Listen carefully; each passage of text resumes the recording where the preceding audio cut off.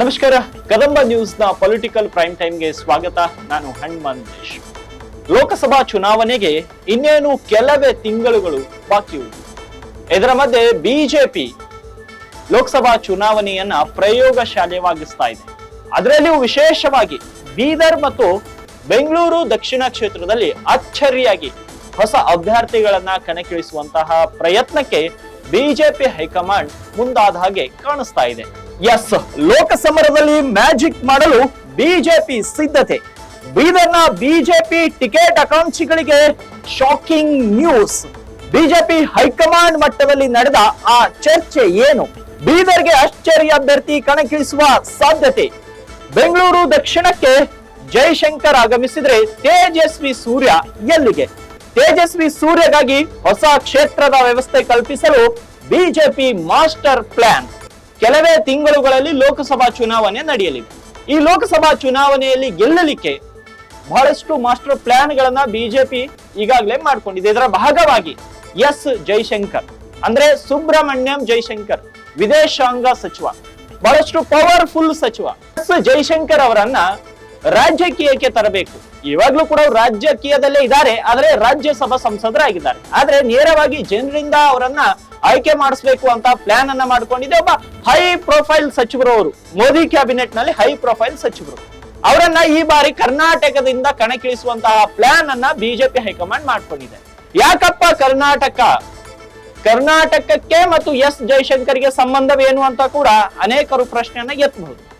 ಯಾಕಂದ್ರೆ ಎಸ್ ಜೈಶಂಕರ್ ಬೆಳಗಾವಿ ಜಿಲ್ಲೆಯ ಚಿಕ್ಕೋಡಿಯಲ್ಲಿ ಬೆಳೆದಂತವ್ರು. ತಮ್ಮ ಬಾಲ್ಯವದಲ್ಲಿ ಅವರು ಚಿಕ್ಕೋಡಿಯಲ್ಲಿ ಬೆಳೆದವರು. ಅದೇ ರೀತಿ ಬೆಂಗಳೂರಿನಲ್ಲಿ ಕೂಡ ವ್ಯಾಸಂಗ ಮಾಡಿದವರು. ಬಹಳಷ್ಟು ಒಡನಾಟ ಇದೆ ಕರ್ನಾಟಕದ ಜೊತೆ ಎಸ್ ಜೈಶಂಕರ್ ಅವರಿಗೆ. ಬೆಂಗಳೂರು ಕ್ಷೇತ್ರಕ್ಕೆ ಅವರು ಬಂದ್ರೆ ತೇಜಸ್ವಿ ಸೂರ್ಯ ಎಲ್ಲಿಗೆ ಹೋಗ್ತಾರೆ? ಇದೊಂದು ಯಕ್ಷ ಪ್ರಶ್ನೆಯಾಗಿ ಮೂಡ್ತಾ ಇದೆ. ತೇಜಸ್ವಿ ಸೂರ್ಯಗೆ ಪರ್ಯಾಯವಾಗಿ ಇನ್ನೊಂದು ಲೋಕಸಭಾ ಕ್ಷೇತ್ರವನ್ನ ನೋಡ್ಬೇಕು. ತೇಜಸ್ವಿ ಸೂರ್ಯ ಯುವ ಮೋರ್ಚಾದ ರಾಷ್ಟ್ರೀಯ ಅಧ್ಯಕ್ಷರು, ಬಹಳಷ್ಟು ಹೈ ಪ್ರೊಫೈಲ್ ಉಳ್ಳುವಂತಹ ನಾಯಕರು. ಎಲ್ಲೇ ನಿಲ್ಲಿಸಿದ್ರು ಗೆಲ್ತಾರೆ ಅನ್ನೋ ಒಂದು ಆತ್ಮವಿಶ್ವಾಸ ಬಿಜೆಪಿ ಹೈಕಮಾಂಡ್ಗೆ ಇದ್ದ ಹಾಗೆ ಕಾಣಿಸುತ್ತಿದೆ. ಎಸ್ ಜೈಶಂಕರ್ ಅವರನ್ನ ಕರ್ನಾಟಕದಿಂದ ಕಣಕ್ಕಿಳಿಸಿದ್ರೆ ಕರ್ನಾಟಕದಲ್ಲಿ ಒಂದೊಂದು ರೀತಿಯಲ್ಲಿ ವೋಟ್ ಬ್ಯಾಂಕ್. ಯಾಕಂದ್ರೆ ಎಸ್ ಜೈಶಂಕರ್ ಅವರಿಗೆ ಒಳ್ಳೆ ಫ್ಯಾನ್ ಫಾಲೋಯಿಂಗ್ ಇದೆ. ಅದೇ ರೀತಿ ಪವರ್ಫುಲ್ ಮಂತ್ರಿಗಳು, ಅಂದ್ರೆ ಕೇಂದ್ರದಲ್ಲಿ ಪವರ್ಫುಲ್ ಮಂತ್ರಿ, ವಿದೇಶಾಂಗ ಸಚಿವ ಎಸ್ ಜೈಶಂಕರ್ ದೇಶವನ್ನ ಯಾವ ಮಟ್ಟಿಗೆ ಕೊಂಡೊಯ್ದಿದ್ದಾರೆ ಅನ್ನೋದು ಎಲ್ರಿಗೂ ಗೊತ್ತು. ಅನೇಕ ವಿದೇಶಾಂಗ ನೀತಿಗಳಲ್ಲಿ ಅವರ ಪಾತ್ರ ಎಂಥದ್ದು ಅನ್ನೋದು ಕಾಂಗ್ರೆಸ್ಗರಿಗೂ ಗೊತ್ತು.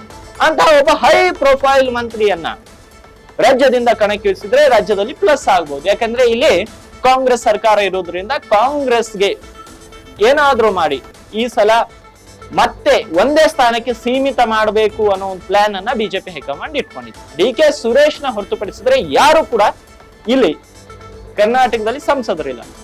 ತೇಜಸ್ವಿ ಸೂರ್ಯಗೆ ಹೊಸ ಕ್ಷೇತ್ರ ಯಾವುದಾಗಬಹುದು? ಬಹುತೇಕವಾಗಿ ತೇಜಸ್ವಿ ಸೂರ್ಯಗೆ ಹೊಸ ಕ್ಷೇತ್ರ ಅಂದ್ರೆ ಗುಲ್ಬರ್ಗ, ಇಲ್ಲ ಅಂದ್ರೆ ಬೀದರ್ ಗುಲ್ಬರ್ಗ. ಯಾಕೆ? ಬೀದರ್ ನಲ್ಲಿ ಕರ್ನಾಟಕ ಸರ್ಕಾರದ ಹೈ ಪ್ರೊಫೈಲ್ ಸಚಿವ ಈಶ್ವರ್ ಖಂಡ್ರೆ ಮತ್ತೆ ಕಲಬುರಗಿಯಲ್ಲಿ ರಾಜ್ಯ ಸರ್ಕಾರದ ಹೈ ಪ್ರೊಫೈಲ್ ಸಚಿವ ಪ್ರಿಯಾಂಕ್ ಖರ್ಗೆ ಅವರು ಇದ್ದಾರೆ. ಇವರಿಬ್ಬರನ್ನ ಮಣಿಸ್ಬೇಕು, ಇವರಿಬ್ಬರನ್ನ ಲೋಕಸಭಾ ಚುನಾವಣೆಯಲ್ಲಿ ಕಟ್ ಹಾಕಬೇಕು.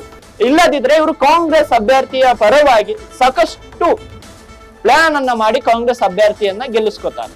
ಬೀದರ್ನಲ್ಲಿ ಹಾಲಿ ಸಂಸದ ಭಗವಂತ್ ಖೋಬಾ ಅವರಿದ್ದಾರೆ. ಅದೇ ರೀತಿ ಕಲಬುರಗಿಯಲ್ಲಿ ಉಮೇಶ್ ಜಾಧವ್ ಅವರು ಇದ್ದಾರೆ. ಉಮೇಶ್ ಜಾಧವ್ ಮತ್ತೆ ಭಗವಂತ್ ಖೋಬಾ ಅವರ ವಿರುದ್ಧ ಈಗಾಗಲೇ ಆಡಳಿತ ವಿರೋಧಿ ಅಲೆ ರಾರಾಜಿಸುತ್ತಿದೆ. ಈ ಆಡಳಿತ ವಿರೋಧಿ ಅಲೆಯನ್ನ ಶಮನ ಮಾಡಬೇಕು. ಹೊಸಬರಿಗೆ ಟಿಕೆಟ್ ಕೊಟ್ರೆ ಮಾತ್ರ ಈ ಕ್ಷೇತ್ರದಲ್ಲಿ ಗೆಲುವನ್ನ ಸಾಧಿಸಲಿಕ್ಕೆ ಸಾಧ್ಯವಾಗುತ್ತೆ ಅಂತ ಬಿಜೆಪಿ ಹೈಕಮಾಂಡ್ ಅರ್ಥ ಮಾಡಿಕೊಂಡ ರೀತಿಯಲ್ಲಿ ಕಾಣಿಸುತ್ತಿದೆ. ಅದೇ ಕಾರಣಕ್ಕಾಗಿ ಎಸ್ ಜೈಶಂಕರ್ ಬೆಂಗಳೂರು ದಕ್ಷಿಣ ಕ್ಷೇತ್ರಕ್ಕೆ ಹೋದರೆ ತೇಜಸ್ವಿ ಸೂರ್ಯ ಬೀದರ್ಗೆ ಬರುವಂತಹ ಎಲ್ಲಾ ಸಾಧ್ಯತೆಗಳು ಕಾಣಿಸುತ್ತಿವೆ.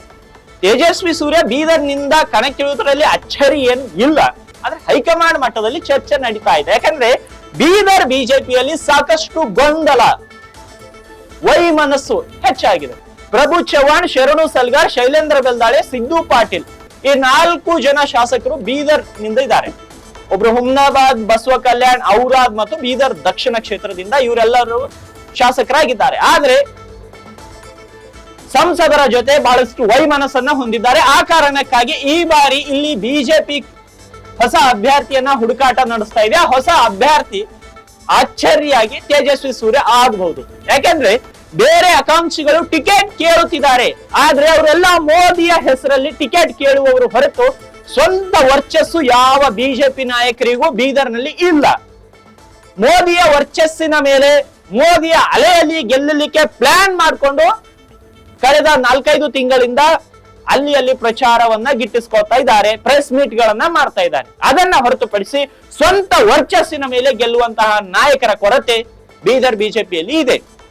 ಈ ಬೀದರ್ ಬಿಜೆಪಿ ಈ ಒಂದು ಗೊಂದಲಮಯ ವಾತಾವರಣದಲ್ಲಿ ಇರುವ ಕಾರಣ ವಿಜೇಂದ್ರ ಅವರಿಗೂ ಕೂಡ ಅರ್ಥವಾಗಿದೆ. ಏನು ಒಂದು 4 ದಿನಗಳ ಹಿಂದೆ ಒಂದು ಸಭೆಗೆ ಬಂದಿದ್ರು ಅಭಿನಂದನಾ ಸಮಾರಂಭಕ್ಕೆ.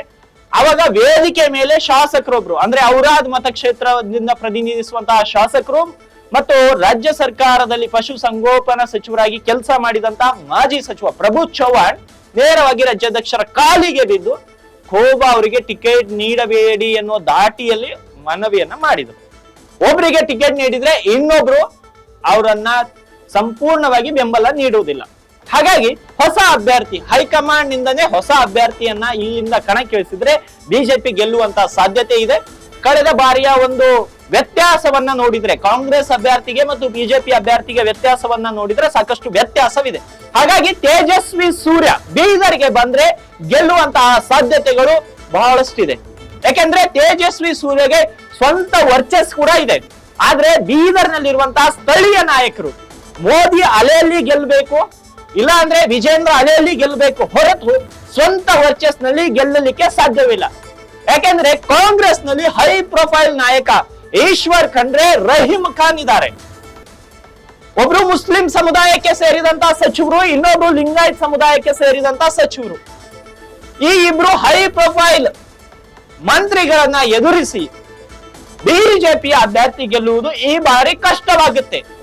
ಇದು ಅಲ್ಲದೆ ರಾಜ್ಯದಲ್ಲಿ ಈ ಬಾರಿ ಕಾಂಗ್ರೆಸ್ ಸರ್ಕಾರ ಅಧಿಕಾರದಲ್ಲಿದೆ. ಅವರ ಗ್ಯಾರಂಟಿ ಯೋಜನೆಗಳನ್ನ ಮುಂದಿಟ್ಟುಕೊಂಡು ಈ ಬಾರಿಯ ಲೋಕಸಭಾ ಚುನಾವಣೆಯಲ್ಲಿ ಅವರು ಸ್ಪರ್ಧೆಗಿಳ್ತಾ ಇದ್ದಾರೆ. ಹಾಗಾಗಿ ಬೀದರ್ನಲ್ಲಿ ಸ್ಥಳೀಯ ಟಿಕೆಟ್ ಆಕಾಂಕ್ಷಿಗಳಲ್ಲಿ ಯಾರು ಕೂಡ ಸ್ವಂತ ವರ್ಚಸ್ಸನ್ನ ಹೊಂದಿಲ್ಲ. ಮೋದಿ ಅಲೆಯಲ್ಲಿ ಇಲ್ಲ ವಿಜೇಂದ್ರ ಅಲೆಯಲ್ಲಿ ಗೆಲ್ಲಬೇಕು ವಿನಃ ಸ್ವಂತ ವರ್ಚಸ್ನಲ್ಲಿ ಗೆಲ್ಲಲಿಕ್ಕೆ ಸಾಧ್ಯವಾಗುವುದಿಲ್ಲ. ಎಸ್ ಜಯಶಂಕರ್ ಕರ್ನಾಟಕಕ್ಕೆ ಬಂದ್ರೆ ಬಿಜೆಪಿಗೆ ಮತ್ತಷ್ಟು ಶಕ್ತಿ ಬರುತ್ತೆ.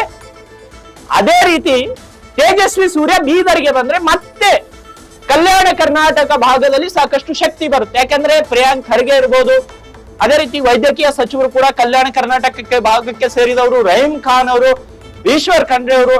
ಹೀಗೆ